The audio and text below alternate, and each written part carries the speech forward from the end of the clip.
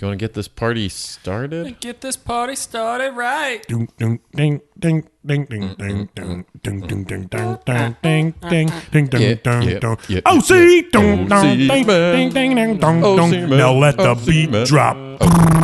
Meet, scream. Oh my God!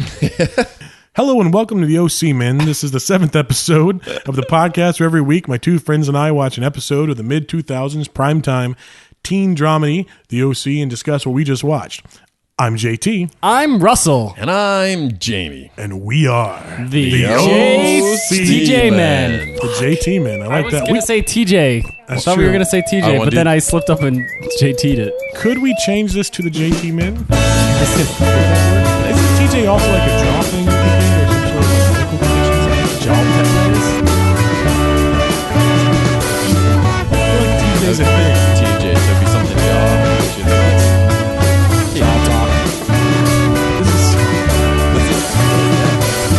Special guest Ja Rule on Jaw Talk. Hey Ja Rule, what do you think about this? Yes, all right. Is that Ja? That's how he talks, right? That's the little hand that the puppet guy talks to. He's like, "Is it okay? Is it good? It's all right." Our goal for this podcast is to figure out just why I love this show so much and to see how two guys completely new to the series react to each episode in depth. Today's episode was The Escape from Season 1, the On the Road by Jack Kerouac episode. Ooh. Before we jump into it, I just wanted to recap the story of the OC up to this point. Wrong side of the tracks, Ryan. Ciao. Ciao. That's weird accent on the I thought you were going to keep going. Has been adopted by the affluent Orange County family, the Coens. He has finally made his move on Marissa, only to be rejected by her picking her longtime boyfriend Luke over him. Get out of here. He promptly then gets in trouble with her when she walks in on him getting to second base with his adopted brother's grandmother with the sexy vocal fry voice. Boing. Gabrielle. She runs away and loses her V-card to Luke. Also, nope, Marissa runs away and loses her V-card to Luke, not the grandma. Also, Marissa's mother has decided she wants a divorce from her husband, Jimmy, for losing all her friends' money. Holy shit, this episode. This episode. Yeah, super fun. Like, we've talked highly about episodes in the past, but holy shit, this episode. Why does no one ever talk about the OC? Does it, like, fall down dramatically after this episode? I feel like I talk about it a good bit. What's up? We don't listen to you. You're just our best friend. Yeah, come on. I watch every show, to be fair. I watch every show. Yeah. And so, like, I mean, you can say that something's good, but we also put it, like, popular culture, I feel like, doesn't give OC the justice it deserves. And yet, have you noticed that there are random references to the What You Say, or I feel like you get references to the OC, even on like Reddit in situations, in boards that aren't like OC boards, you still get like a reference to the What You Say moment or something like that, or at least I do every now and then. Of course, I also know what to look for little OC moments. Right. Yeah. It feels like more people that I talked to, this was definitely a part of their teens or early 20s. It was sort of like so ingrained in pop culture. I don't think people think back on it a lot, but a lot of people absorb this and appreciate it. Seems prime for a nice podcast about it if all these things you've listed about it. Only someone would make a good podcast about it. There's only someone make a good one, yes. So when you say holy shit this episode, do you mean like this is taken to a new level for you, or is it better than the earlier? The writing was insanely solid. Just in the first few scenes, the transitions in between them, and some of the camera movements were just fantastic. It just felt like it didn't feel like as much of a television show. It just felt like a lot of thought and love went into it. There's some amazing like frenetic scenes towards the end with like this weird whispering music and this like these crowded Mexican streets they're walking through, song. And Marissa collapsing kind of like to the music, almost weird, like hitting beats as she slowly staggers to the ground. There's some amazing shit going on, and really good. I feel like a good vibe being created through the combination of visuals and music. Yeah. But however, fuck you, OC, for not going to the ComicCon. Like, what the hell? You're just gonna bring that up, and you're not even gonna go? It's just curious. A bunch of nerds fawning over Catwoman costumes. Yeah, he was weirdly defensive / critical of Comic-Con for being a big part of his life for like 10 years. It felt like the whole protesting too much. Like, I feel like he's embarrassed about how much he liked it and how much the comic was. And now he's like, no, I don't like those. I never liked those. No, that's nerdy. Meanwhile, he reads comics every morning with its breakfast. Give it up, Seth. I like how much bonding Luke and Ryan do. Not Luke, sorry. Ryan and Seth I do. wish. Yeah. They do a little bit of bonding. A little bit. They're facing his fist. There's some looks. But no, over cereal. I feel like that's like the Sarah Koenig, Mayo Kemp. Yeah. I use that. I know. I know you do. The guys bond over cereal a lot. Oh, that's right. Sitting over the Captain Crunch, getting exposition out of the way. Also, Ryan ate the same cereal he ate the last time, the Captain Crunch. And it's the same box with like the wild thornberries and Rugrats stuff on it too. So we know he's doing this episode with the top of his mouth shredded to pieces, which makes him extra grumpy. So this is written by Josh Schwartz. That's the same creator, right? It's the creator of the show, yeah. So it was definitely, at least in the intro, was very much a Seth-heavy dialogue because they used the Schwartz. Yes. So Josh based that character kind of around him, so I could definitely see that he was enjoying writing dialogue for Seth. The episode opens with Seth dialogue, right? That's exactly like that whole like back and forth. I thought all of his humor was good. It was giving him a chance more than he has the past couple episodes, which have been very Ryan heavy. So it was cool to see Seth get a chance to be joking around, and we go over a lot of the exposition, so it was kind of cool to pepper that with jokes and make that a little more fun. Although I feel that Seth's reference to callback in that when he's like, because it's happening while the camera's sweeping around, that feels very much like he just improv, like, let me make a meta joke right here when talking about callback, as we call it in comedy. That's interesting. But those camera sweeps. They also talk, as far as meta comedy, they also talk, he describes he and Summer as having good chemistry together. Ooh. Which I know it exists outside of, but I feel like that's inside speak a lot. I assumed they were going to be in a science class. Okay. Oh, the science talk. We're going to bring that back? Finally. I don't think it matters. It's not really of a massive part of the podcast, but it does matter in some way. Let's get physics, Cole. Ion am aboard that. Pumpkins, it's part of nature. It's like I'm sure science people studied pumpkins. The scientists. most scientific food ever. That's an apple. Obviously. Showstopper, apple. But Ryan's a fucking bummer. Like he's like, what the hell? Like he was super fun, and now all of a sudden he's like, a pumpkin. I don't want to do anything. I mean, I get that he doesn't want to get in trouble. I get that he's super worried, and then he realizes Seth is out of control, and Seth's not going to get in trouble. Seth's not going to lose his family, but Ryan will. But he's just like such a wet blanket now. It was similar to when Seth wanted to go to Donnie's party. Yes, and Seth was pushing and go to these outside parties. Hey, what's the big deal? Nothing's going to happen. Come on. You can come if you want to, Ryan. And then Ryan had to babysit. Otherwise, Seth's car gets fucked up. And then he messes up his deal with Marissa because of Donnie getting shot by Luke. So I think Ryan has a little bit of a precedent here of saying if Seth wants to go out and have fun outside of his home playing video games, shit's going to happen. And shit happens when they go to Tijuana. Yep. It would have happened. Well, to be fair, it's not really Seth's fault this time. If Ryan and Seth didn't take Summer there, because she would not have had a ride, what would have happened to Marissa when she went at the end of that episode? I mean, who finds her? I mean, in theory, somebody would have found her. She could have, when she received distressing news, been with her supportive partner, and it would have been okay. But Marissa wouldn't have gone anyway because Summer wouldn't have convinced her to go with her. So she would just been at home, and Jimmy could have told her about the whole situation face to face and talked about it. It's entirely Seth's fault, this entire thing. She never would have known that she was being cheated on. It's a nice Earth 2 OC where the Detroit Pistons won in 1986. There better be a It's a Wonderful Life episode in season 4. I love it. It's Marissa as Jimmy Stewart. I want to live again. We'll see about that at the end of this episode. Clarence. The way the episode begins is Seth trying to convince Ryan to take a trip to Tijuana, which is like a rite of passage students at Harbor School. You don't have to tell us. All three of us went to Tijuana the last weekend before school began throughout high school. Yeah. I went to Tijuana once when I was like 10 with my family. Tijuana. We went to San Diego. Did they make you watch a donkey show? No, we went to like a Hard Rock Cafe there, and I got a shirt because when I was young, I wanted to like start a collection, so I collected Hard Rock Cafe shirts. How many did you get to? I got like 6 or 7. It's kind of like a donkey show. Yeah. You're liking this donkey show concept, don't you? I feel like you do hear Tijuana and donkey show together. They mentioned that they make the Clerks freshmen. 2, they made the joke in Clerks 2, right? Yeah. And they actually bring a donkey Two show. And they actually have a show, and then Luke makes a joke about it, or not a joke. I guess they make freshmen watch donkeys fuck each other or whatever. Yeah. Or how do they know they're watching the donkeys fuck if they aren't watching themselves?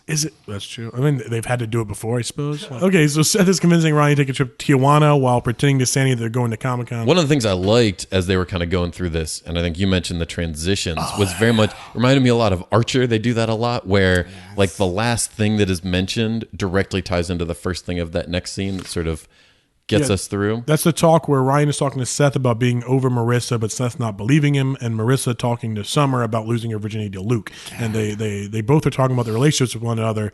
And like Ryan starts the conversation and Marissa finishes the word. I thought they're going to flip back and forth between those a couple more times, which would have been nice. But I guess that's a little bit more of a move that's more visible to the audience, right? You're seeing the move there. This was more of a transition, I suppose. That was a great way of keeping things moving, and we're jumping. We kind of got to get a lot of different storylines rolling at the same time. So it was cool to see them sort of feed into one another. So you're not feeling like you're starting on one, then it's stopping, you're restarting another one. It's sort of transitioning back and forth. Which, if you remember, Jamie pointed out in an earlier episode how there's a structuring of let's watch different people talk about relationships and deal with problems. And at one point there was like two teenage girls, two teenage boys, an adult couple, and they were all, and we got to see them side by side. I feel like we have a little bit of that again.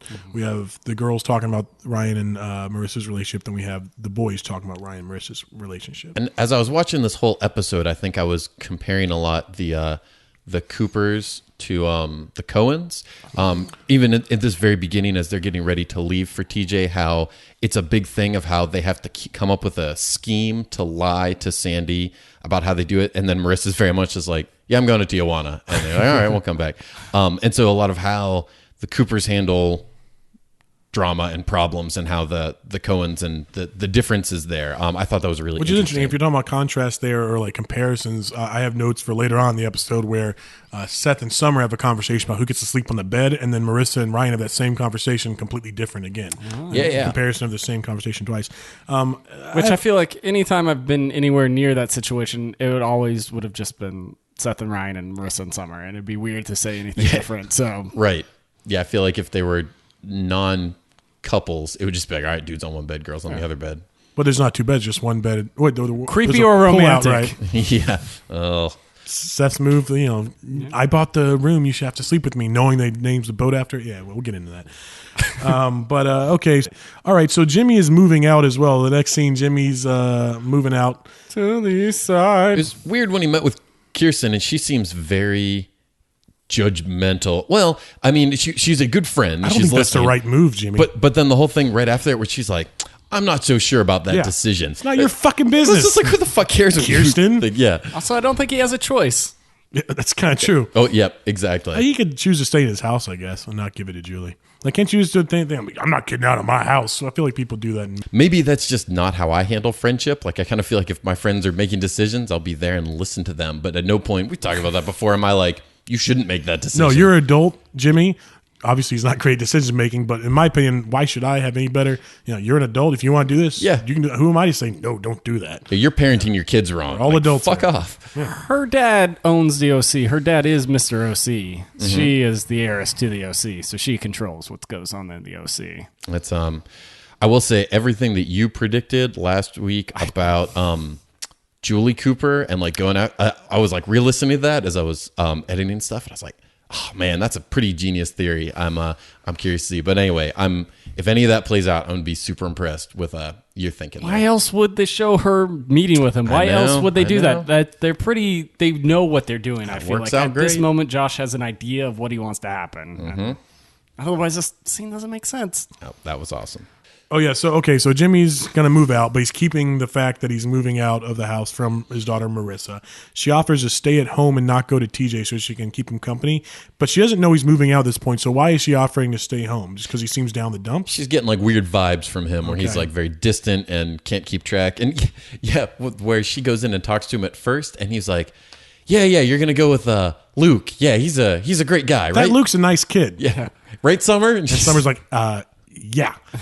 What was that all about? He's going to make money one day, and you won't have to worry about living out on the streets. Is that what that was? Because I was wondering, I get that he was doing an awkward thing, that he was distracted, but I was like, well, so what are they trying to communicate with that particular behavior? I think you're right about that. Like, wait, he's thinking about it as he's saying it, like, no, that guy can pay for stuff, and it'll keep you safe, and even though I can't, he's going to provide for you. Of course, Marissa can't provide for herself, Jimmy. Like, she might end up, getting a great job and ending up like Kiki. I mean, she's growing up like Kirsten, somewhat, except, I guess her father didn't lose all his money. Yeah, I bet she'll find her dream job. I bet she'll work at it forever. Yeah. And there'll never be any problems ever. Okay, so he's not told Marissa he's moving out yet. Nope. My thoughts on that were, okay, so if, let's say you had a kid and you had to move out, or let's say your parents were splitting up, what do you think is the correct course of action there? Do you need to tell the kid early on, let him know what's going on? Yes. Would you like to be told? Or do you, wait for things to be out of flux and find a new apartment, get things situated? Because I understand that, especially if you have young kids, you wait till the second house is situated and that there's going to be a routine. I kind of see his thinking, but I feel like Marissa's a bit old for that, right? She's 16, 17. I say you sit them all down and talk as a family, but if you were able to do that in the first place, you probably wouldn't be getting divorced. So I think it's just messed up because they don't know how to handle relationships well. Yeah. To his point about if she's really excited about this trip, not being like, I'm going to lay this on you on your way out the door. I get that, but the idea of being like, so when she gets home, I'm going to be gone and moved out already. Yeah, that's bullshit. That is just passive. That's like what you do with a dog that's really sick. So the kid goes to the grandparents' house a weekend and then you put the dog down. So when they get back, it's not, you don't have to see it. I feel like that's a weird thing to do with your marriage, which is also now it's coming up to me. So Jimmy didn't want to ruin her trip before she goes on it. So instead, after Kirsten tells him to, he calls her in the middle of the trip. So it's kind of Kirsten's fault what happens at the end of this episode. It's like, does anyone ever bring that up to her? Probably not. I don't know if she ever learns of it. He would not have called her while she was in TJ at all if Kirsten didn't put her perfectly shaped nose into the conversation. How many days has it been since the last episode? 40 days and 40 nights. Because how many days has it been since Summer and Seth kissed? And how many days has it been since stuff happened? I feel like it's at least a week out. But so Marissa and Luke hang out for a whole week and don't have sex again? So it's got to be a day or two later, right? Yeah, probably just a couple days. They're kids. How often do you get a chance to fuck? It's summertime. We have no jobs and summertime. If the mom's home at all times, I don't know. When I was in high school and I had a girlfriend, I feel like it would have been. It's not like I got a bunch of sex, but I feel like I would have had to have really tried to find a situation where I actually could, because you're too young to get a hotel. When you're 16 years old, 17 years old. So I guess they got a big house and get lost in there, maybe. Wait for Luke's parents to leave, which is what they do for round 2. Ding, ding. It was interesting to see when you which Luke we're going to get, which is always a fun game Luke to play. Luke warm or Luke cold? I was worried it was going to be Duke. Yep. I thought it was going to be every other. I don't really know what to... Luke Watch is going to be interesting this episode because I'm kind of on the fence. I'm not exactly sure how to call it. There's obviously he's infidelis? No. He's an infidel? Nope. He's an infidel. You going to blame a man for what happens in Mexico? It's supposed to stay there. What happens it's Las Vegas. Anyway, that's not you can't just say anywhere you go, things stay there. Whatever happens in the bathroom stays in the bathroom. Whatever happens on the OC Men podcast, please tell your friends. Yes. Don't forget to rate us on iTunes. Whatever happens in the bathroom stays. I would hope so. No, dude, that shit follows That's the whole point of a bathroom. So when we see Luke, we don't know which version we're going to get. Luke. And really Luke warm or Luke cold? But he definitely, where last episode, he was really into getting permission and being really caring and just sort of like, oh, are you sure? Now that he's got it once, he's just like, come on, let's do it again. Quit complaining. He kind of lost that likability point there. Weirdly sexually forward. And super stoked on going to TJ with his lady and not leaving the hotel. And taking grandma to the pool house. Too bad Marissa can't think about anything but her dad. And I guess, did we skip over when Ryan... they actually know they go afterwards. When we see Ryan... Well, we got Marissa and Luke making out, and he's more forceful this time. He's trying to convince her to go to TJ. She can only think about her dad. He's like, you think about your dad right now, Coop? Or he probably didn't say Coop. But I have a question for you. Did she think that he was a virgin... Does Marissa think that Luke was a virgin up until, let's say, last night? Because she doesn't know he's been cheating on her. And every time we've seen him kind of be amorous, it wasn't necessarily we didn't see P and V. We just saw him like making out hot and heavy with people. Uh-huh. So my question is, 1, is he a virgin at this point? Or 2, does she like logically think he is? Because in theory, they've been dating since they were 5.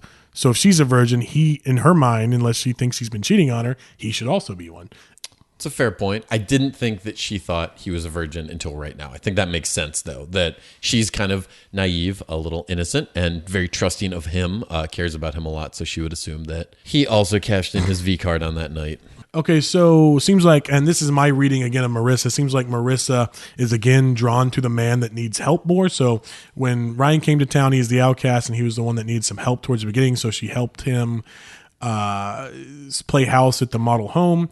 And then Luke gets shot in the Outsider episode, and she kind of goes back to Luke, even though she was leaning more on Ryan's side because he needed her help. And now, not in a sexual way, but her dad is now in somewhat dire straits, and she's now not going to hang out with her boyfriend because she wants to go help her manzel in distress, her father here. I'm not saying this is a problem necessarily, but this is I feel like that's a thing with Marissa. She puts all of her focus, and I'm not saying she's not good at dividing her focus, so she will just put all the focus on whichever kind of like injured male figure is around her. You gotta have a balance, Coop. Yeah, everything in moderation. What does Luke say about Jimmy being like, does he have a line saying that he can take care of himself because he's like 40? Yeah, he's like 40. I saw they made a reference to someone being 40, and I was like, oh shit, I'm super close to that age. What's going on? Jamie. Yep, I'm practically Jimmy Cooper's age. Yeah, and that's their reference point for old. Oldest thing. Well, not oldest, so he's just old enough to take care of himself. It's a joke, old age joke, I think. Like,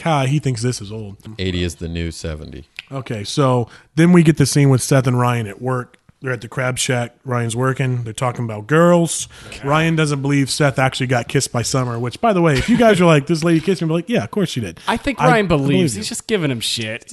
Just giving him the old hard time. I really thought that he's just like, no one would actually, there's no witnesses, Seth. Like, I feel like he really did not believe him. No, he's just messing with him. I feel like that's probably all Seth has talked about since it happened. And so at this point, he's just like, you know what? I'm just going to start fucking with him because I'm tired of hearing about it. Nope, didn't even happen.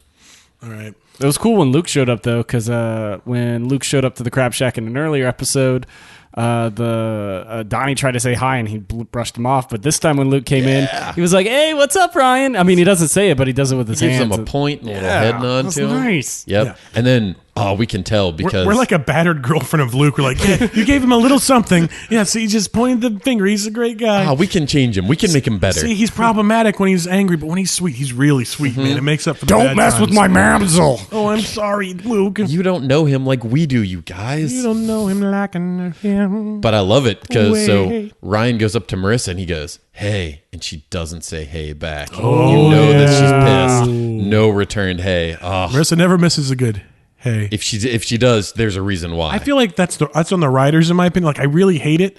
And I joke about it, but I feel like that's a writer's job not to put in the introductions to every, I realize people say hey when they talk to each other IRL, but like you got to start scenes early or something, man. You can't, you don't want the introductions on you don't want them walking the door and saying hi and how's the weather, what have you been doing today? You don't want that on every conversation. Good tidings. Yeah. Wherever you are. Hello. I thought Dick Casablanca showed up in this scene, and I was so fucking excited. Yes, the blonde friend. Yes. Yeah. From Veronica Mars and Party Down. Oh, shit, okay. There's a guy with the same exact haircut, blonde hair. It's the OC. Same role. I thought it was going to be him, and it was going to be like, yes. But unfortunately, it doesn't.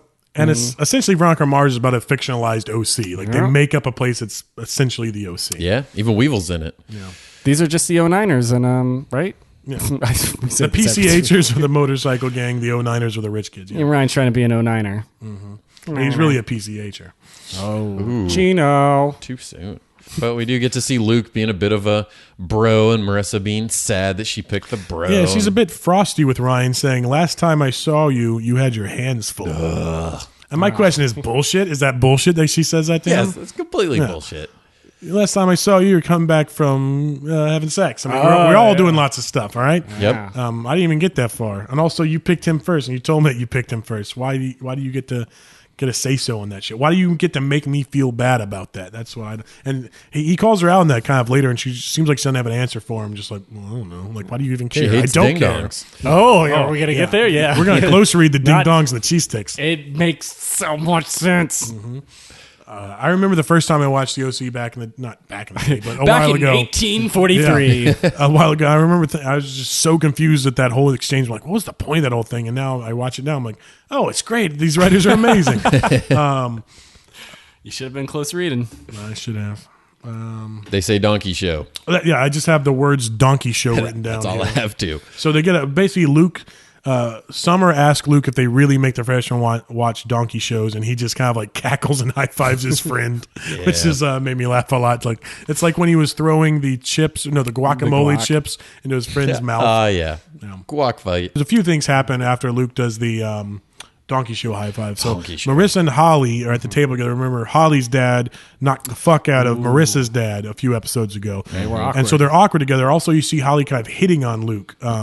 And that you've got this awkward like feeling between Marissa and Holly, and they exchange faces and all that. Also, one was mad dogging the other. yes, is Marissa aware of Holly hitting on Luke, or is she just awkward because her dad face blasted her dad? The second one. And I only say that because of info we get later in the episode. Yeah, I think that's true. she's pretty Yeah. oblivious. We're told. And I mean, I guess to be fair, she's got other crazier shit that she's worried about with her family. But I think I feel like she feels everything super hard. Like, it's not like she would get the information and be like, no, I got real stuff to deal with. I feel like she definitely feels it all really hard. yeah, How hard does she feel it? So hard. Like a rock. Oh, like a rock. Is that still a commercial? I don't think it is. I don't know what television is. All right, so Seth is, of course, eavesdropping on this whole conversation. Man. Which was a great way to combine the two scenes. Yeah, it is, but like a creep, he's eavesdropping on Summer. He had endeared himself to me through all of the dialogue at the beginning, and then he's right back to being a creep and just lurking and listening. We joke about him being a stalker, but he is literally stalking her here. And he says that he shushes Ryan, so he's listening to what they're saying. He has ears like a wolf. Is that a saying? Is ears like a wolf a saying? Totally. Like a wolf. Oh, Ears like a wolf. Like a wolf. Ow. All right, listen for our album. Waiting for his time to come up. Yeah, waiting for the time to come. When That's he like the does, song. there's my favorite recurring joke, I think, in the OC. Where What happens in TJ stays in TJ. No, where he introduces himself every single time he sees Summer. He's like, "Hi, I'm Seth Cohen. You might not remember me from such." Such hits as your Living bedroom next- window while you're sleeping. From the ocean outside your window, on the other side of your house. Holding a when I'm in my- boombox over my head. Memorizing your childhood poetry. normal stuff. Yep. Stuff that serial killers don't do. I was listening to you. Can I drive you to Mexico? Nothing says creepier than please get in my car and ride with me to Mexico. I've been listening to what you've been saying all day. And we also get the second. What I thought you were talking about was we get the call back to what happens in TJ stays in TJ. Earlier they said what happens in Mexico stays in Mexico, I believe. So Okay. it's the second time we've heard that. We get a couple callbacks. We get that, which always baffles me because it's specifically Vegas. You can't just make it about anywhere you go. And then part two, except for the bathroom. And then part two, Summer tells Marissa the second time they have sex will be better. The first time sucks. Luke says the same thing. The second time's way better, babe. Which, like, did that mean that he was it bad? Was it not fun? I get the impression because you remember when they did it, she's very like mopey, and so probably he was dealing with that. Like, Yeah, Jamie doesn't like a dead fish in the bedroom. Well, it's not like she's Fact. not going to be mopey anymore. This is Marissa, yep, mistress of the mope. She's a veritable moped. Oh, file. That's Gabrielle. The grandma actually is the mopedophile. Eat fresh. mopedophile. Okay, so Now we're in a scene where nothing bad's going to happen at all. Do you remember close to the beginning of the OC Men podcast where I'm like, this shit's not too cool with between Jimmy and Kiki? And you're like, why are you so worried? They're just what do you think's friends. going on? And then they're fucking painting together and what the fuck? yeah. Ugh. They were one montage away from just like painting each other's noses and then just rolling around together. Why get a house that needs to be painted? Why paint this house just the two of you? What? I think he's just renting that apartment too. Yeah, you. Does he have no other friends at all? Just the married one? Well, I honestly, think- I don't think he does. That's true. Yeah, why doesn't he hang out with Holly's dad? That's true. Greg. Punch Greg up the Fisher. colors game. Is his name Greg Fisher? It is Fisher. I looked that up. Fletcher. It's. I swear to I Christ, swear it's to Fisher. I swear to Buddha, it's I Holly swear Fletcher. to the men who fish them, it is Fisher. I swear to the men that bind the arrows, it is Fletcher. God damn it! It's Fister. Also, you Adam guys. Wainwright is there. He makes wheels. Does a Wainwright make wheels or casks? Or like a hogshead barrel? Am I going into my fantasy books that I like too much? Oh, also, there's a scene where everyone's getting ready to leave for TJ. We got Summer and Sandy and Cohen and Ryan. They're all getting in the car. They're about to leave for Mexico. yeah, Sandy not talking about the job thing at all, just mysteriously showing back up at his house with no resolve. Just to jump in and say, she's hot stuff, son. Yeah. That scene is like the double whammy of characterization. Whammy! where Summer packed way too much stuff. You know, she's the privileged rich girl who overpacks, and then Seth is a weakling and can't lift up the suitcase. So And he asked Summer if she's excited for ComicCon. She's like, "What?"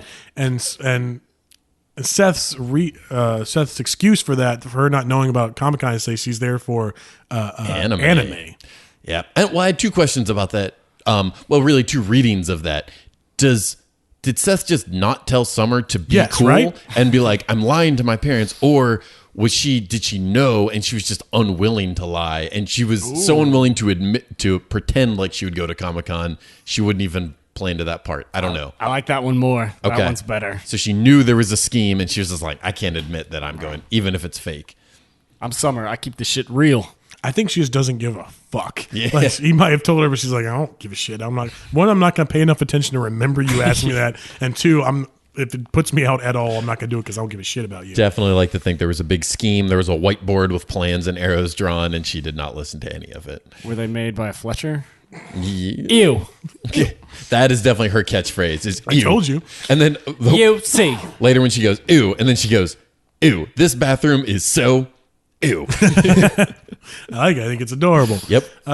Just to go back really quickly, Yeah, that yeah, scene don't with skip Kirsten and Jimmy, it's annoying that he can't find else to paint, and Russell's worried about what's going to go on between those two. That scene is important because that's where Kirsten urges Jimmy to actually tell Marissa that he is moving out and not just leave it for when she gets I home. wrote down no, don't do that. And their next scene is on the road to Tijuana. So okay, wait.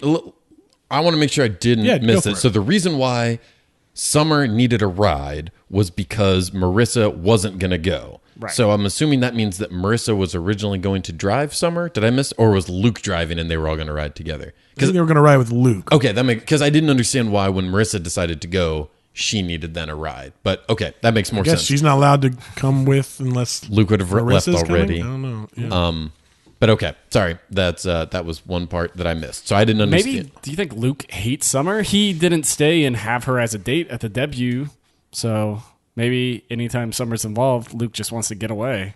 Yeah, Okay. I don't know how good friends they are. I mean, she's known him for a long time, I guess. I think right? he would just be trying to sleep with her. Like, But why isn't he? He hasn't shown any interest. Well, she was moving in on him a little bit when Marissa couldn't go to the debutante's ball. Marissa has a good. She doesn't go to her own birthday. No, she doesn't go to Summer's birthday party like she's supposed to. She doesn't want to go to the debutante's ball, but she ends up going. She doesn't want to go to Tijuana, but she ends up going. I feel like she has a lot of this kind of like changing plans or not going to go, then decide to go thing. She's too mopey. yep. Turn down the mope. Turn down for mope.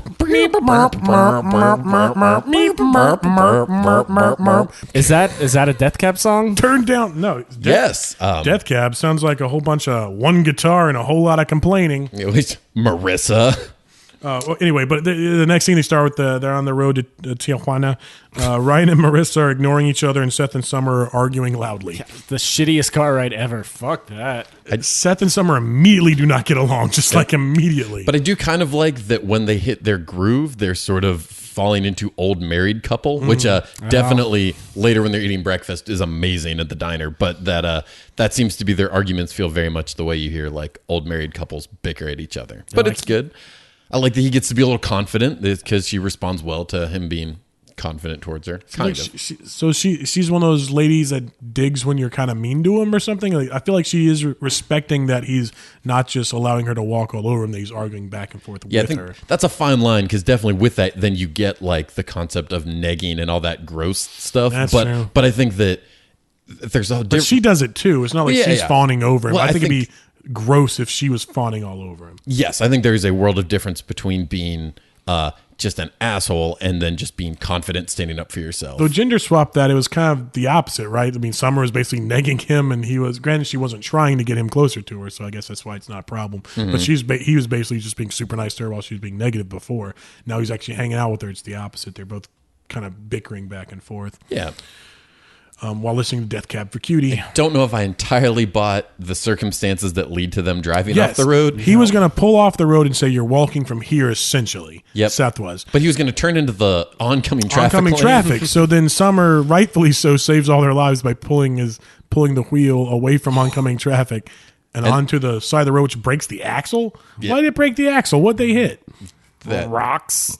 That was a bit of a contrived thing to happen, but it moved the story forward and everything. But I was like, I don't know if I'm totally on board for how they got there. Also, we learned that Summer is anti-Semitic. Oh, yeah. Yes. What was the impetus behind that? You're Jewish? Was that like gross? Was it an ew moment that they took out the script that they originally had? Like, It was a Jew moment. Jew. Jew. Ew, Jew. Ew, Jew.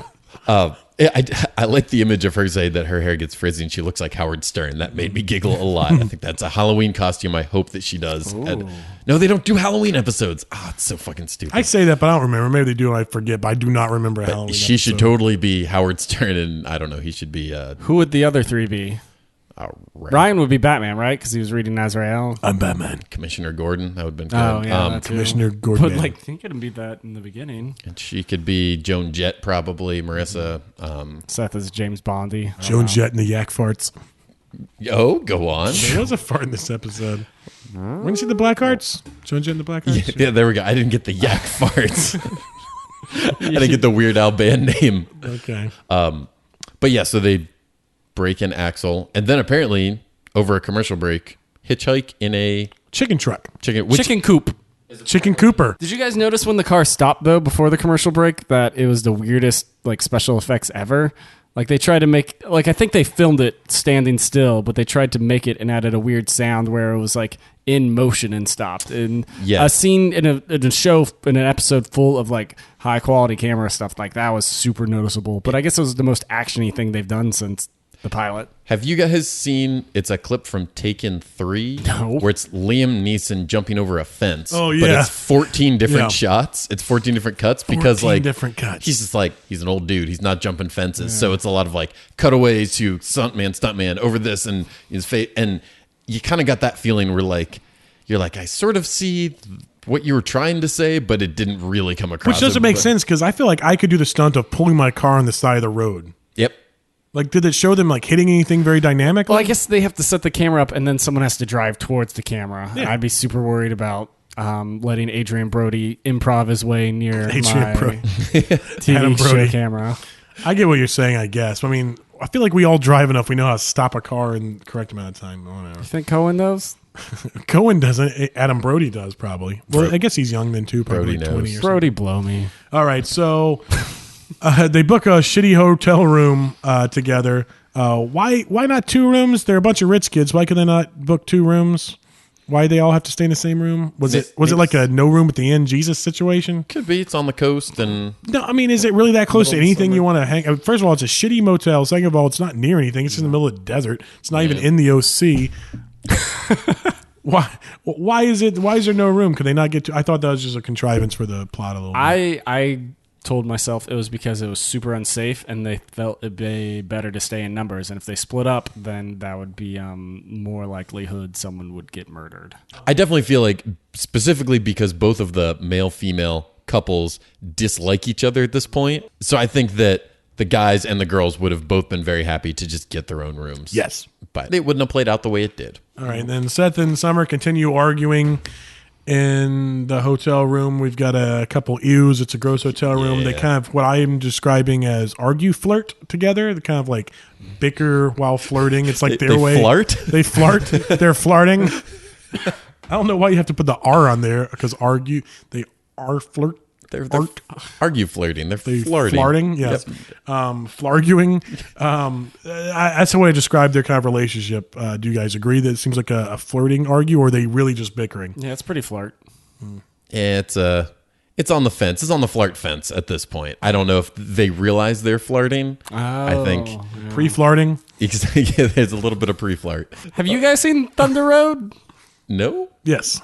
With Cole Trickle. So he's like Cole Trickle. Mm-hmm. So he's like a super great race car driver. Yeah, his name is based, I imagine, on the NASCAR driver Days of Thunder. Oh, yes. You said Thunder Road, but I know he meant. Okay. His name was based on Dick Trickle, who's a real NASCAR racer. Shut the fuck up. Look it up. Dick Trickle. I think he's. I'm not going to look up Dick Trickle. I'm just going to put that in my Google safe search off. Unfortunately, Dick Trickle is dead now, I believe. Even more so now. I like that she threw out a random pop culture reference. I think she knows Tom Cruise movies. Yeah, that makes sense. But I feel like that's a good, they'd go see Oblivion together in the future. Mm-hmm. All right, so that scene basically ends with the argue, with the flirt arguing, the flirting. When we get a scene pretty soon of Sandy considering a new job at a huge prestigious law firm, as offered by his ex, I guess, rival at the DA's office. Rachel, she worked for the district attorney. He worked as a public defender. Mm-hmm. And they are also, that was my point. They are also. So you guys do see them flirting as well. Oh, they're 100% They're flirting, arguing as well. Yeah. Yeah. I thought that was interesting. Well, at the end of that scene between Sandy and Kirsten, when they're arguing over that, they're not really flirting. They're just arguing. But where Sandy says, "The only thing keeping you from feeling like Julie Cooper is me." That was my question. So is Kirsten really thinking about him saying, "Hey, you wouldn't like it. You call these things the evil empires." Is Kirsten really worried about that, with wanting him not to take the job, or does she really like the feeling of being the breadwinner, of not feeling like Julie Cooper? Is it more of a selfish thing, or is she looking out for her husband?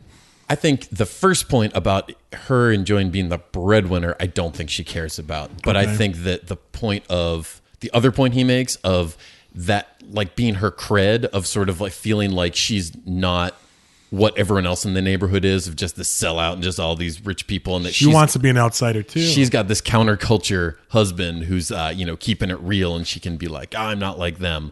I married wrong side of the tracks, Sandy. Mm-hmm. Choo choo. Yeah.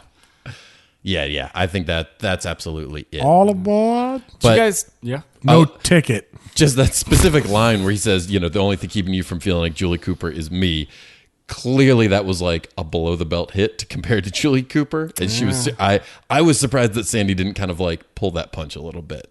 She turns around very clearly, like, "What the fuck, dude? That's no, you cool. Didn't." Yeah, and Sandy he's doesn't like, care. He's all just like, "Oh yes, I did." Anyway, I'm sorry. What were you saying? Oh, did you guys see the blue and yellow plates? No, they're blue and yellow. Blue and yellow. Yeah, I don't know. We've never seen. Does it match their lemon lime tree? No, because it's blue and yellow. It's a blueberry and lemon tree, you asshole. Fuck your answer. You need to yes and me, motherfucker. Blue and yellow Sprite. Yes, and also mellow yellow and blue. I guess the blue and yellow make the green. I'm sorry. That's see? Got that color theory on this bitch. Let's stop flirting. That's our relationship. Russell and I flirt all the time.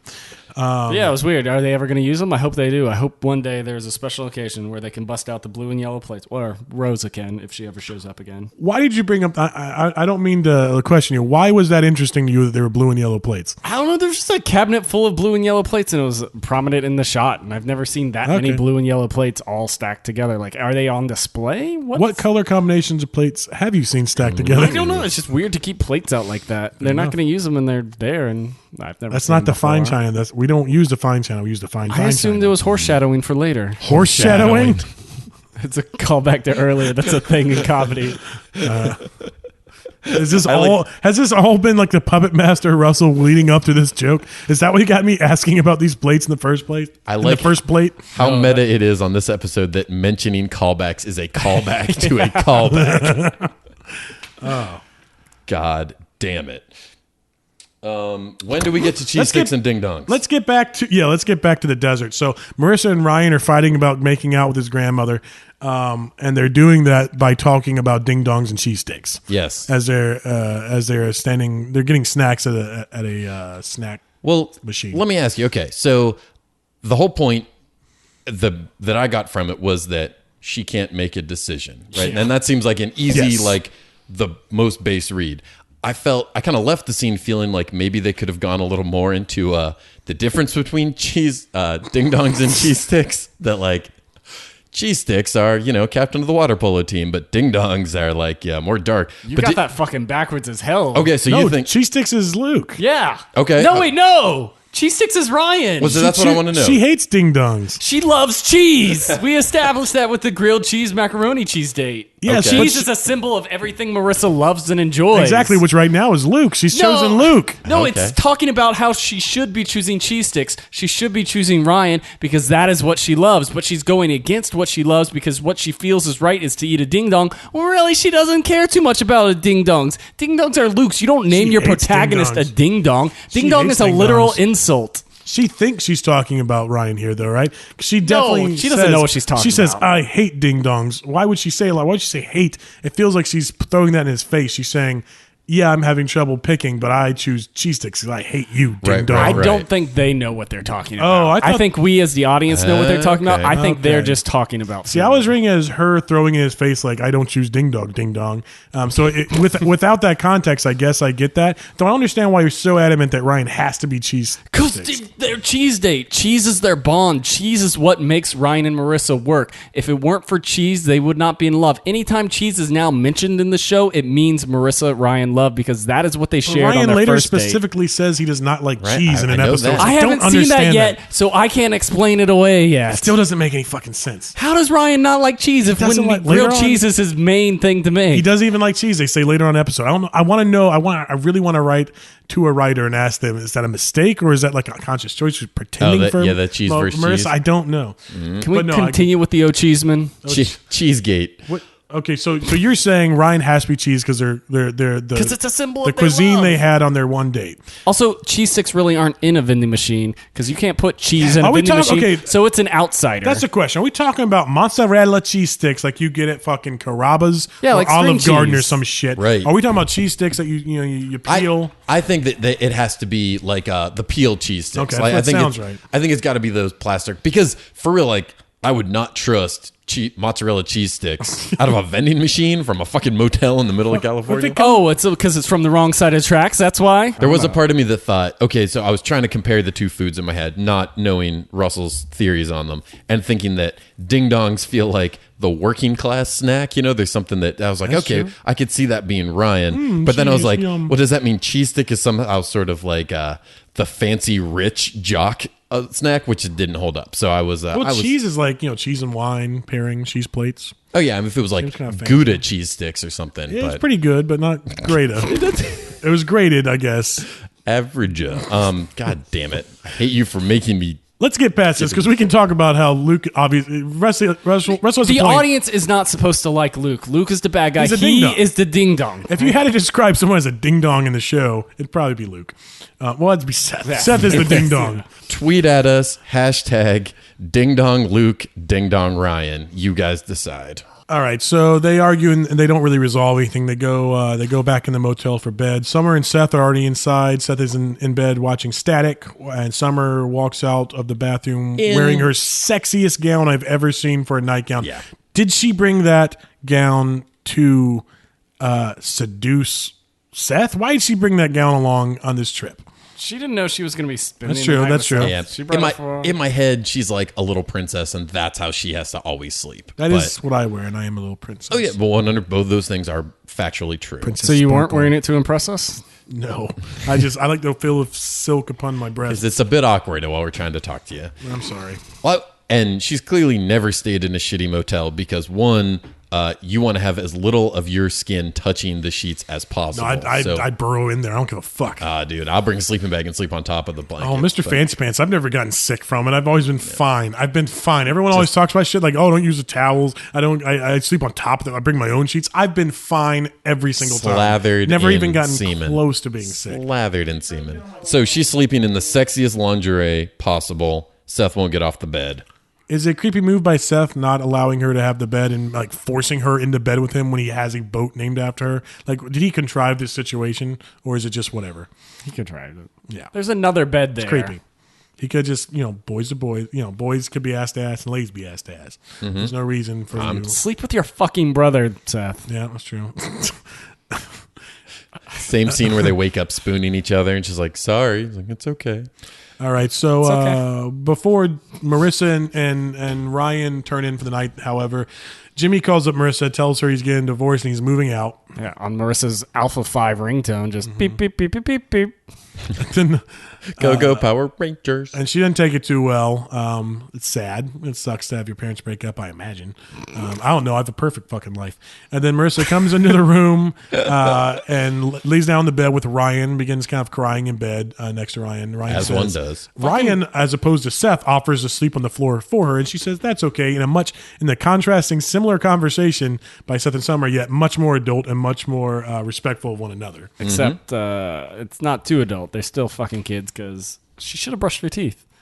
She should have brushed her teeth. That's my fucking point, because they wake up the next morning. They've gone to sleep ass to ass. They've been they're like spoon position away from one another. They go to sleep. They wake up. Ryan is now rolled over towards her. She's not rolled over towards him. She's still in the same position. Ryan is rolled towards her. Is now spooning with her. She has a smile on her face. She's happy. Then they talk right fucking next to each other with their faces after eating goddamn cheese sticks. They got nasty dragon breath in the morning, and that bothers me. I don't mean to go on a rant, but it bothers me about movies and TV shows. You've got these loving scenes, they fuck or they have a sweet scene. They wake up in the morning and they're talking goddamn like right next to each other, and it's just this awful stale breath, and it always bothers me. I actually feel like there was a quick shot when she gets up to use the shower. He does a thing where he kind of like breathes into his hand and kind of shit. and then because it made me think of that. I was like, yeah, they just woke up. Both of them had. That's what made me think about that whole thing. And also, he had a bedhead, but it actually looked like bedhead. Looked like a little bit of greasy hair, kind of like what I got now. It looked like your hair actually looks when you've been sleeping. His hair was winning. I thought that was good. He's winning. Right before that, right when they wake up, I thought both of them. You always mention Misha Barton being a very good eye actress. Yeah, she's a good face actress. Yeah. Both of them have great she had a good face of her kind of like looking and acknowledging it, but then to see Ryan's eye over her shoulder and him like waking up, his eyes getting real big and then realizing what's happened, I thought all of that was acted. And I thought it was a very sweet moment when she wakes up, notices, and you realize she knows what's happening. She knows she can't like move. It's that she can't address that it's happening or it's going to be gone from, she can't allow herself to like it because she's with Luke. Ryan can't, he has to stop if he knows it, but for that moment when she's awake and he's not, she can just enjoy this moment with him. I thought that was just really sweet. She's just kind of smiling to herself, just enjoying it while it lasts. I thought that was a really sweet moment, actually. Go back to being Mad Adam later. Yeah. Who is Adam? Mad Adam. Well, I still don't get it. Jamie just made up a character named Mad Adam. Oh, Mad Adam got it. Jesus Christ. Jesus Christ. It wasn't working. Maybe that's the insular joke my friend was talking about. They assume that's an inside joke or something. I just really like how much that killed it. It was just like, who is Adam? Stop. I was just like, what happened? Count to what the 5. fuck did Adam do? That's good. If we ever need to stop the podcast, just ask. Well, usually I can Adam? go with it, but I was like, did someone? Because I'm like, did I miss in my notes? Is it that's at first I thought it's you a would, real name. You had accidentally said Adam instead of Luke, but you had not. Mad Adam. It's superhero. Mad Adam. I like it. I ain't mad at him. Okay. Ryan says sorry all the time. He's saying it more and more. I just want to point that out because that's how you get stabbed. Exactly. In prison. It's just like he throws that around. Let's go to Seth and Summer eating like an old couple in the diner. I love that. That reading the paper, passing the paper sections back and forth. Him just pushing the toast over to her. Them just both sipping Similar coffee. situation to Ryan and Marissa waking up. once they recognize the situation's happening, they have to break it off. And they say no, but they enjoyed it for the moment. They were just in concert together. They were working. And then once they noticed that's what they were doing, they had to stop it immediately. I thought that was interesting. They both did it. Also, what does trouser it, Cohen, mean? What does it mean to trouser something? Put it in your pants. Quit whipping your goddamn hard-ass dick out at me. I know you fucking named your boat after me. I know you think you're all in my panties now that I gave you a little slippily kiss.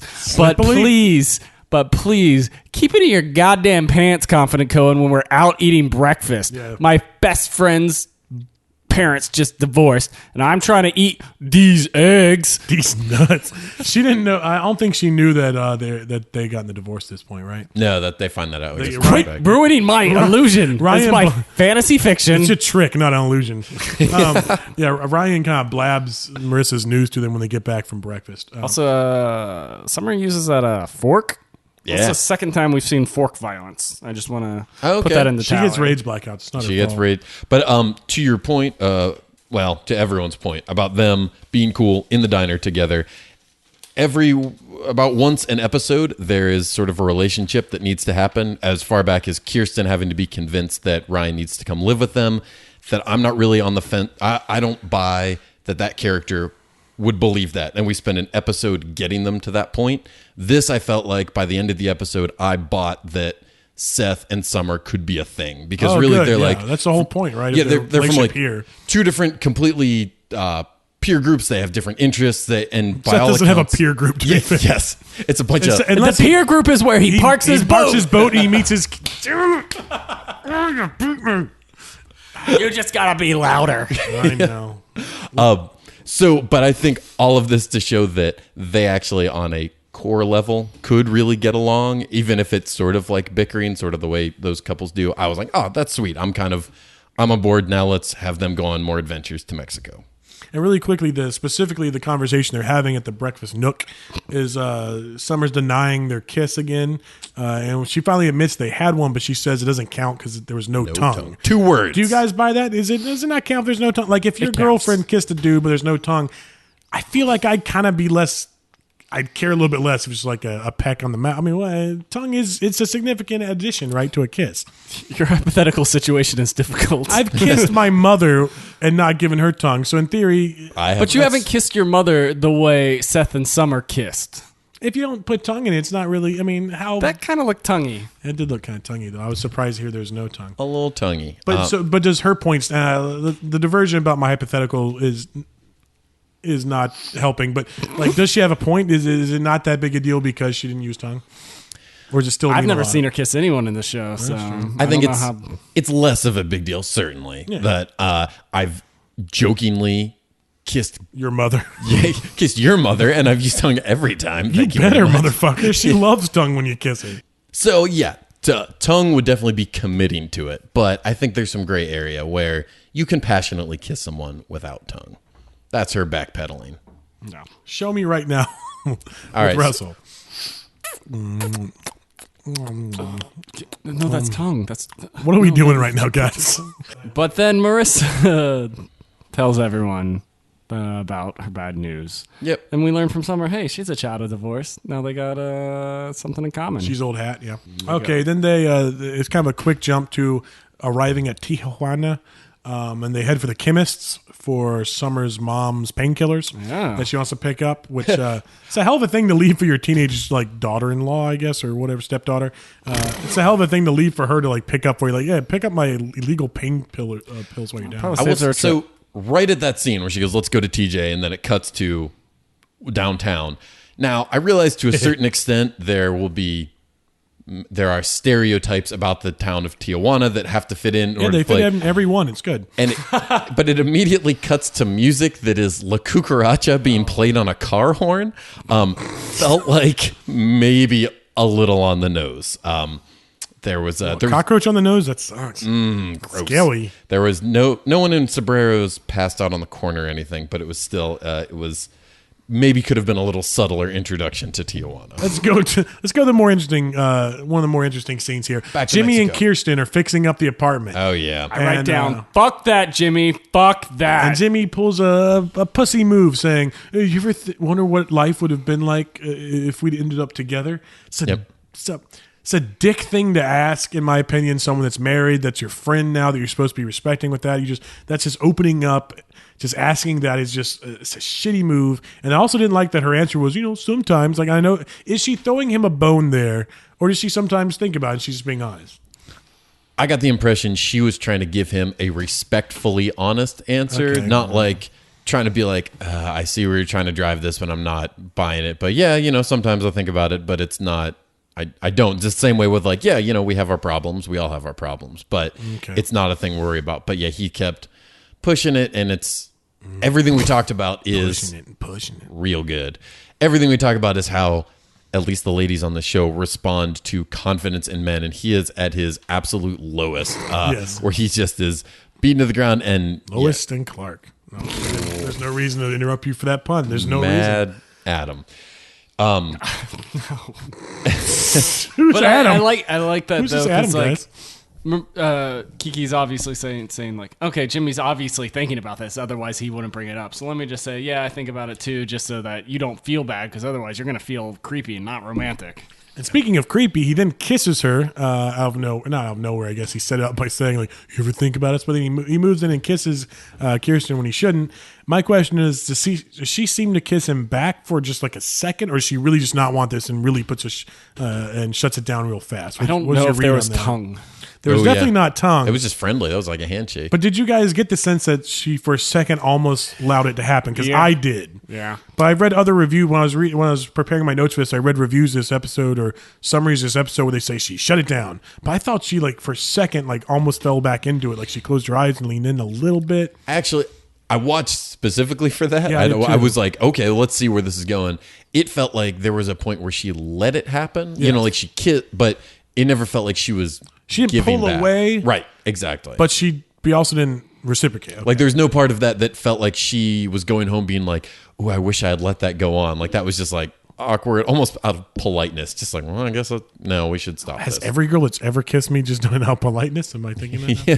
Scene change, back to the jailbait party in Tijuana.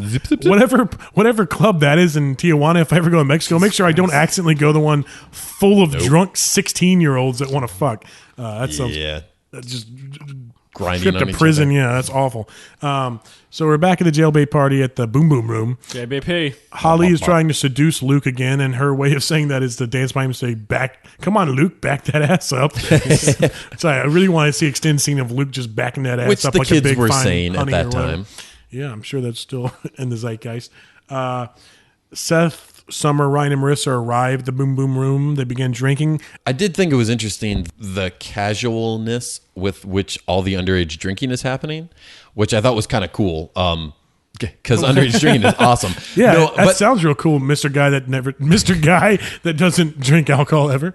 That is a fact. No, I feel like too many times a TV show can't get past the point of saying we need to specifically deal with consequences of underage drinking, and we can't let we see a little bit of the consequences of underage Absolutely. drinking. I feel like if this was another teen show, all of their parents would have been notified, and none of these kids would have gotten away because all these kids are underage. All of them are drinking. And it's awesome, and there's no problem. I think there's a big push. That's the big thing with like smoking in movies. Push is it real it's good. not supposed to look cool because, by all intents and purposes, underage drinking looks really cool in this episode.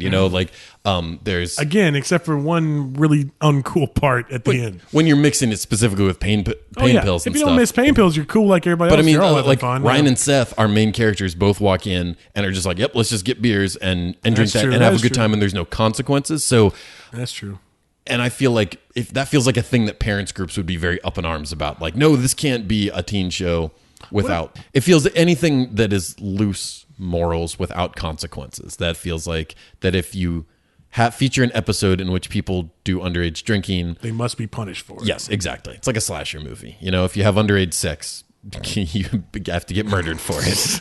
What's the difference between the scene in the Boom Boom and all the other house party scenes where everyone's drinking? Is it the fact that it's an actual establishment that makes Yes, it different? that would be my thing. Because they've been doing this the whole show. They're not guarded or anything. No, they're old hats at drinking. Yep. It's and I think that's a really interesting thing about the show, specifically how casually everyone can leave, that the parents don't play a big role. I think we talk about that with sort of YA fiction, how you remove the parent element, because otherwise the parents are the ones who solve all the problems. So I'll be interested to see next episode if it ends with the parents having to come bail them out of some Mexican jail, or if they're able to make it back, just like the pilot episode, without the parents knowing. And I feel like on most shows, they wouldn't be able to have a crazy adventure in Tijuana without some comeuppance. But I feel like this show, that could actually happen. They could get back with no consequences. I think that's going to happen. They're going to make it back. So we left them. I feel like someone should get a trip to the hospital. Probably. No, let's just walk it off. The rest of the show is just Weekend at Bernie style, where Marissa's just dead and they're just carting her around places. That's season 4. What? So they're at the bar, they're drinking, and that's and again, Marissa should have knocked when she goes upstairs. Yes. Yeah, Marissa loves to walk in at the exact worst moment all the time. They see Holly and Luke make out dancing, I guess is what you can call it. That's what I call it. Super dirty dancing. MOD. And then Marissa confronts Luke about kissing Molly on the dance floor. Which Molly? No, Holly on the dance floor. By the way, kissing ain't cheating. But anyway, Molly would have been on the dance floor tongue. if it had been 10 years later. Was there tongue? Was there tongue? He was touching her ass. It feels like they should have put tongue specifically based on the previous scene like, to show that like there actually was, but they never show tongue kisses. On TV. You know what's a dick move? Holly snitches on Luke when she gets caught. Yeah. She says, he's been fucking everybody. Everyone knows it but you. Why is he snitch that hard on the man? And then she's like, now you know. She's being helpful. Like she's trying to act like was that her trying to save face to Marissa? Like, look, I'm telling you, I'm helping you out. Right. She wants Luke, and the only way to get Luke is if Marissa's out of the picture. Oh, damn. Luke ain't going to go for Holly. She doesn't give a shit about Marissa. Marissa's dad fucked up Holly's life. What's Holly going to do now for money? Yeah. Nothing. Luke. Okay. Yeah, water polo money. I loved that Summer is the first to throw down. No, Summer's a Spitfire, man. She gets those blackout rages. Blackouts. I wish she had a fork. Oh, if she had poked out Holly's eye with a fork, it would have been beautiful. That'd be a hell of a scene. Mr. I Like Horror. So Luke tries to go after Marissa when she runs off, boo-hooing like she did when she walked in on Ryan. She keeps just walking on everybody, fucking other ladies. So she runs off crying, and Luke tries to follow her. Ryan, by the way, blocks his path and punches him in the fucking face. Is this the first time he's ever actively started a fight? I feel like in all the other times he's either taken a first punch and defended himself. This is him making that conscious decision. I do believe that is correct. And it felt a little bit like we have stacked the deck so that you can finally have an excuse. You're in a place where you won't get in trouble for it. You are completely justified. No one will get met. Is it really his place to punch for her?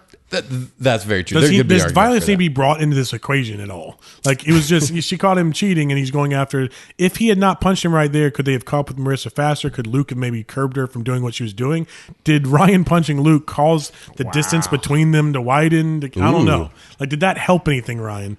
It was not a violent situation. Now it fucking is. I would say in a lot of ways, it was a selfish thing in terms of like, this is for that time I took a punch to the gut at a party and didn't deal with it. But I liked it when they were friends earlier in the episode. But here's the thing. Luke does not swing back at him at all. He's too drunk. Ryan takes the first punch. Luke just kind of lets it go, but then Luke kind of just brawls with some guys that he fell into once he got punched, and then Ryan runs off. See, he doesn't swing back at Ryan. I thought he specifically tried to lunge. I backed up. Okay, I backed up. From what I could tell, he's like, move out my way, Ryan. He's going after Marissa. Ryan says, no, I'm not going to let you go after and have a conversation about your relationship with your girlfriend. I'm going to punch you. And then he falls back into a bunch of dudes, and that dude pushes him, and he turns around and punches the guy they fell into. Oh, got it. So they just kind of like a barroom brawl, which I love that Luke just immediately jumped in like, yeah, let's have a full ballroom brawl. Barroom brawl. And then Ryan runs off after Marissa with Seth and Summer, and Marissa is so quick, apparently she has already lost them. How did she get that much distance between them? She's like 6'1". I like when they're leaving and Summer goes, I'll check the hotel, and then Ryan goes, I'll check the streets. I'll check the streets. And then what does Seth do? Where does he check? Well, he goes with Ryan. Well, my point is, Marissa checks hotel, Ryan checks the streets. Right. And then Seth is like, well, call me, find some. So what the fuck are you checking? Like, why don't you check a thing maybe too? Hang out at the bar. The funny thing is that, like, Summer says, I'm going to check the specific place where she's probably going. Ryan says, I will check every other place of Tijuana That's except true. that. I get what you're saying. That feels just like, no, why don't we just all go to the hotel? Later, when they decide not to split up, is the smartest thing. They should have just all gone to the hotel first, then split up. But whatever. I just thought it was Wait, Everyone had to find roles, and Seth was just like, Seth well, call could've me been if you helping. guys find something. Like, what is he going to do? Twiddle his thumbs? I wish he had gone back in, grabbed his drink. So Summer actually ends up finding Marissa in the hotel room.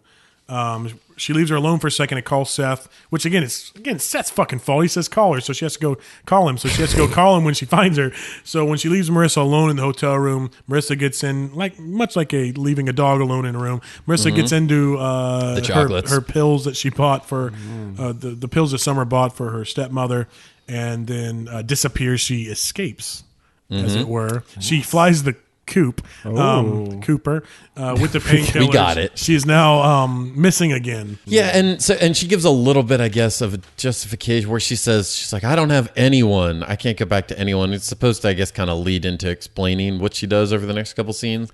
I don't know. It felt like a bit of a leap. I guess, like you said. What do you think of the complaining to Summer, who is come down to TJ with her, found her a ride there, been supporting her the whole time, has chased her back to the hotel to sit with her while she cried and say, I have no one. Well, you have fucking me. Right. This whole goddamn time that's been supporting you. This whole trip has been nothing but about you, pretty much, Marissa. Yes. And Does now that we're in TJ, it has to be all about you again? I think you were specifically in a town surrounded by the three people who care about you no matter, even after this Luke thing and even Seth, after not your so parent much. thing. Yeah, but yeah, he's along for the ride, I guess. He doesn't have feelings. Right. He's a sociopath. How did Marissa find the only bar in Mexico without anyone else in it? Everything else is packed, and she's in this one. She's like in the local shit bar, where people are in the know. That's where they go. I mean, All right, so there's a scene. So now we're starting to get into the thing you guys were talking about, where it's playing the crazy music. It's a good fucking. I want to get the lyrics because I swear there's a part where he said the dog farted, but I know that's not what he said. But no, they say fart in the line. Does it? Okay. I looked up the lyrics. I don't remember any of them now, but fart is one of the okay, lines. I heard that. And I was like, all right. You heard it here first, folks. There is a fart lyric in the song in the OC. Episode over. They darted a dog. you were going to say 7. But so she is. Dogfart.com. She's getting fucked up on pills. She's looking across at the three gentlemen who are just like sitting in the corner. 3 amigos. Yes, thank you. Go on. I didn't want to. I keep interrupting you. I didn't want to again. But my question is, were they about to do some shitty stuff to her, or was she just kind of racist and scared, and they were just come over to see if she was okay? Yeah, that Did you one. read that? Okay. Yeah. I thought it Definitely. was going to be like the old switcheroo and be like, yeah, no, we were actually here to help you. I think it would have been better if once she left, you lingered on them for a second, and the guy's like, to the bartender, says something like, is she okay? Or something like that. Yes. Because I Yes. definitely was reading that situation as the guy coming up to her to see if she was all right. He saw Yes. like a white girl probably from America that seems like she's down and out, looks a little young. Let me make sure you're all right. That's how I definitely read that. And that's what I was hoping. I was really sort of wincing against. Yeah. Is it going to be like, oh, they're going to try and kidnap her? I'm like, come on. Which Let's, I choose to believe it's the way we're interpreting it. Yeah. Would Because Kirsten pay the ransom money for Jimmy? for Jimmy? if she gave him money for Because just Jimmy doesn't nothing- have the money for the Marissa. Oh, I see what you're saying. You're playing that out in the sort of. I like to think it's like a Taken situation where Liam Neeson jumps over a fence. for a really long time. I have a couple of questions about her running away and them having to find her. One, Seth, Ryan, and Summer have to find her. One, do you buy her extreme reaction? I mean, she's lost her boyfriend's cheating on her. Her dad's moving out. So do we buy just like, I got to take these pills? No. I got to or is that too extreme? Number one. Number two, was she trying to kill herself? Was she trying to OD? And number three, is this more about dad or more about Luke? Well, this is something she's thought about before, right? Taking pills, because that's how the conversation with Summer happens earlier. So at least it's a thought she's had, even if, right, to take pills. There's They a had the conversation. conversation on the beach earlier, right? Yeah, a few Earlier episodes episode. ago. They talked about It's where suicide. you first hear about the step monster that uses a lot of. She calls her step monster that uses a lot of pills to get through the day. That's where Summer first kind of intros these. So it's kind of Summer's fault too. She didn't put that in Marissa's head that the step monster zonks herself out on painkillers. Okay, got it. So Summer's depressed, or Marissa's depressed, and Summer makes a reference to pills. Like, why don't you just take all Okay. these pills like my stepmother does? there all we the time? go. I thought you were saying there's a reference to her having tried to commit suicide before that I missed. Okay, so the theory could be that she's just trying to kind of zone out and numb herself as best she can, not knowing that when you mix that many pain pills with alcohol. But she's intelligent. She's the head of the party playing committee. She's like a big major player at her school. Like, she should be smart enough to. I mean, I guess she's still a teenager. But yeah, no, she should, Yeah. but she's also a kid, I guess. But it feels like if anyone, I bet if rich people in the OC commit suicide, it's probably always ODing on pain pills. That feels like a very rich person way to. Okay, so after she gets scared off by the Mexican man, which I think is Marissa being racist, she runs out into the streets, stumbles out, I suppose. where Ryan lives. Creepy, crazy whisper music and the quick shots and the crowded streets. And did you guys get like a white zombie or I walked with a zombie kind of like old movie vibe? I think that the sort of the almost nightmare aspect of being stuck in a crowd, kind of starting to trip balls, and the way they shot that I thought was great, along with the music. All that was played out. Is really that well. so? Is that songs like? Do people? So my question is music like that just like shit that people just rock out to? Like, No. do people just listen to that in their car? What is that music made for? Just for like TV scores and stuff? That's what I wonder No. about. It's probably like an actual song on an actual album, but like it's. But do you put that on your car while you're driving? When do you Yeah. listen to that song? Well, it feels like, I mean, it's kind of a little more atmospheric, but in the same way that you would get, I don't know, even like some Radiohead and stuff. Maybe that's not like the hit, but that's probably something in that between a couple tracks, it kind Yeah. of bridges between the two pretty well. It looks like that is Going Under, parentheses, Kruder and Dorfmeister remix by Rockers Hi-Fi. Okay. I meant to Super creepy, guys. check. We'll get to this in 1 second. But the song when Ryan finds Marissa and picks her up, that's the same song from the pilot when he carries her, right? Is it? Yeah, that's what I'm saying. Well, yeah. So the our three heroes find Marissa passed out in the alleyway. Summer starts to immediately cry when she sees her. Ryan runs up to check to see if she's okay. She's not responding. Ryan picks her up in that same kind of Michelangelo's Pietà statue of Mary holding her son, Jesus. That same type of pose. Wait. Looks like to me. Who's Mary's son? It's Jesus. Well, Jesus. And so it's that same similar Pietà pose you get from the first episode when Ryan picks up Marissa and drags her back to his pool house. And this one, we've got, again, the same song playing, first of all. And then number two, the same sort of like visuals of him carrying her with that slow music. That is Into Dust by Mazzy Star. We'll say Super haunting song. the ocmusic.co.uk seems like a pretty badass website that does every song for every episode. We're gonna Oi, have to I'd use like this to a lot. give a shout out to. Oi! Keep it going. Fucking Finish it shout up. out, eh? Oi! You cunts. British cunt. Wow. Chips and Barbie. Nope, not Barbie. I didn't even do that. Let's just cut that. Let me ask you real quick. So we get some shots of Marissa drinking. Now, the opening of the episode, it's a lot of that tying scenes together with someone mentioning something and immediately cutting to that scene. We don't really see a lot of that throughout, except at the end when we've got Marissa drinking. She chugs, and then it cuts to Kirsten pouring her glass of wine. Oh. And I couldn't tell if that was just sort of like I think thematically. I think they were connected. Okay, to so shit. I couldn't tell if that was a bit of a foreshadowing. Did it feel to you guys like she was setting the scene to tell Sandy about the kiss? Yes, That's what like I she thought. was stealing up her nerves to Right, talk she to Sandy. poured him a glass of wine, poured her one, but then he just wanted to talk about the job, and so she just didn't mention it. Yeah. So I didn't know if that was a missed opportunity. So I guess, on are her you part. saying that's foreshadowing for her having a drinking problem? what I couldn't- Foreshadowing for someone cheating on her? Because obviously Sandy's flirting a little bit with the woman at work. So just like Marissa's boyfriend cheated. What do you think? I think, well, foreshadowing if it's a exactly? scene of Marissa drinking to excess, to damaging herself, and then that immediately cuts to Kirsten. And I know we've made jokes a lot about Kirsten being a day drinker and having a glass of wine, which Like is in about Blade? everything. Yeah, day drinker. Oh, Jay Walker, that's right. You remember Airwalk's shoes? Go on. Air walk up. Airwalk. You remember Luke? You remember Luke walk up. Kimba? Kimbo walk up. We got Jimmy to say it. Yeah. I don't get your jokes. I didn't make that connection until you just made that connection for me. But it seems like if Marissa doesn't know how to cope with the pain, she does it by drinking, which is how adults in OC do it as well, is just by drinking. And that's how they get by, as we learned from the one song. So the pills are emulating one mom. That's the Drinking, way emulating we get another by. mom. Yeah, she just has her Way two we get moms, by. Kirsten and Super Momster. Yes. All right. That's Spoon, by the way, because I looked up the song when it came up. Anyway, All right. Spoon. okay, that's the end of the episode for the most part. It's somewhat haunting. It's somewhat negative. It's serious. It's taking the tone of the OC to a different level. Feels like it to be continued. It's one of my favorite Yeah, I thought episodes. we were going to see to be continued. Yeah, I think it's just understand that every episode of the OC is kind of to be continued. Uh-huh. They're not very much like. I mean, they have their own frames of the party within the episode, and even this one did. The party is the TJ party they go to.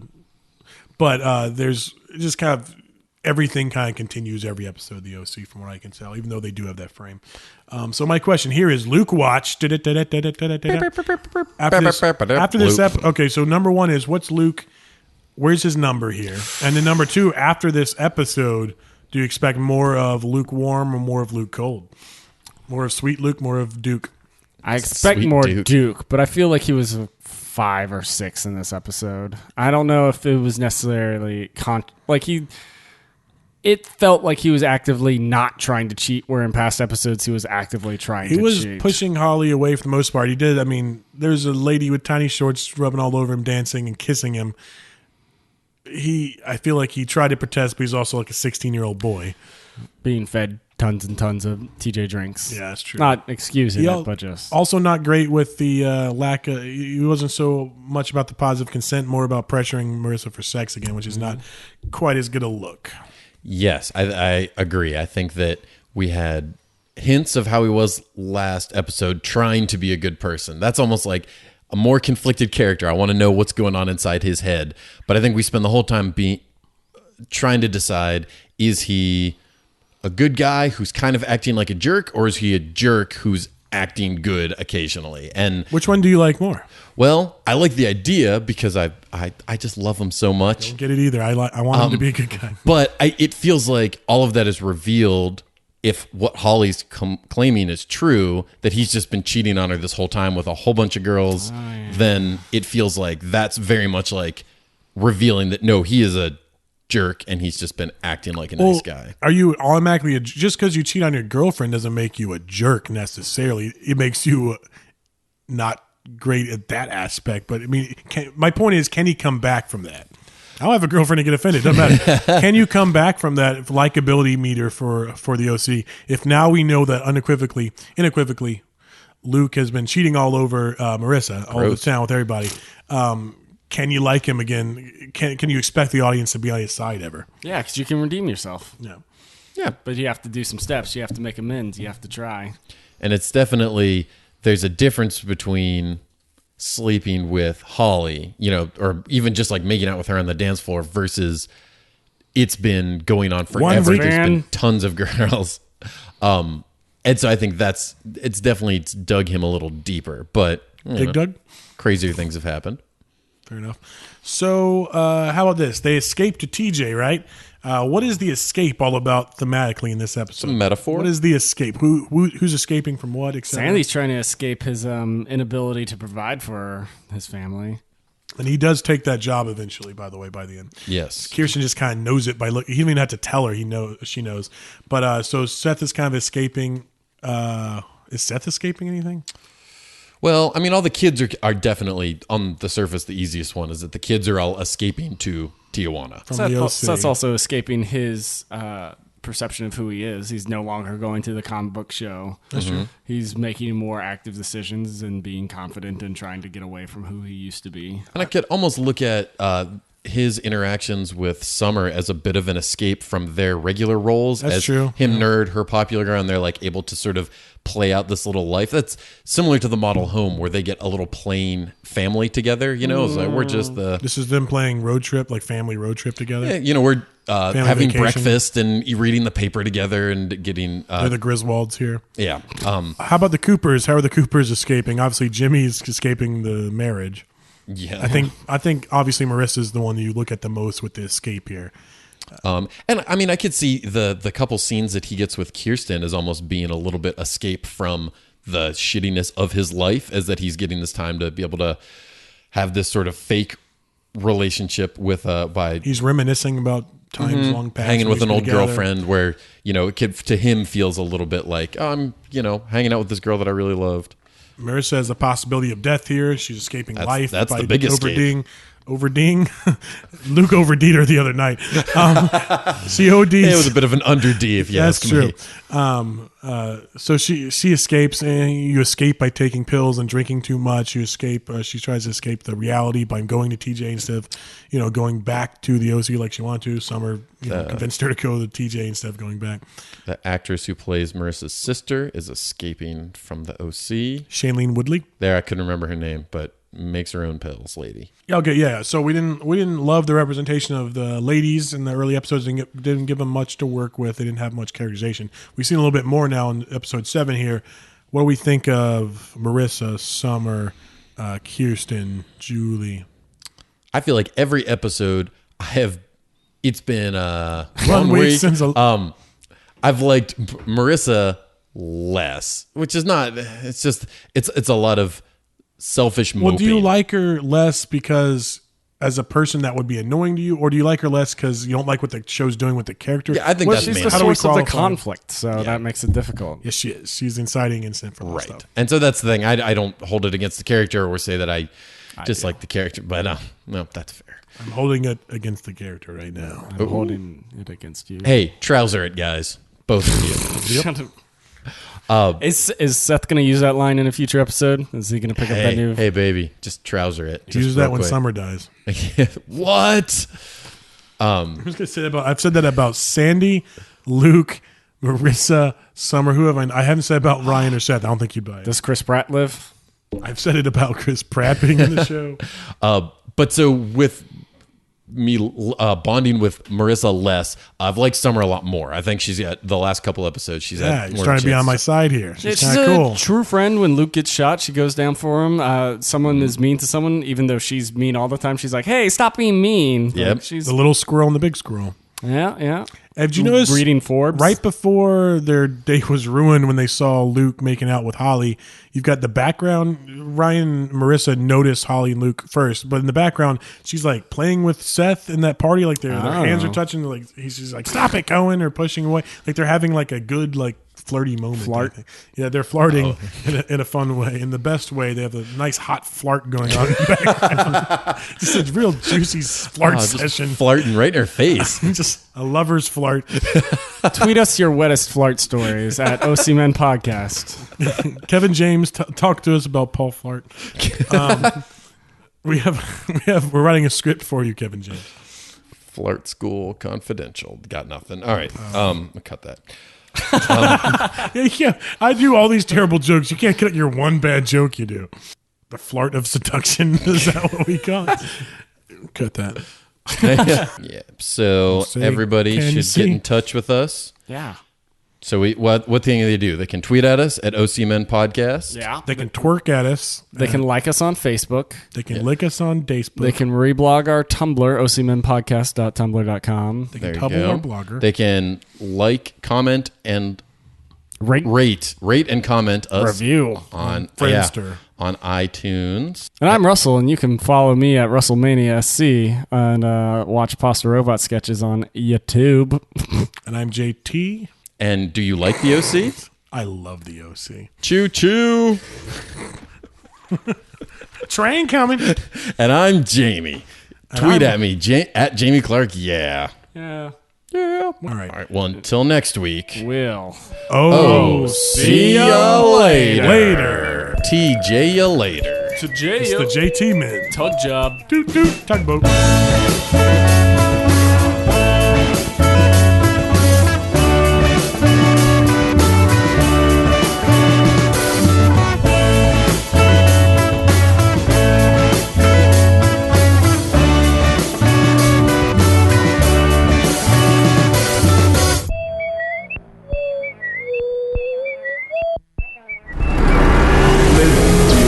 Productions. We deal in lead.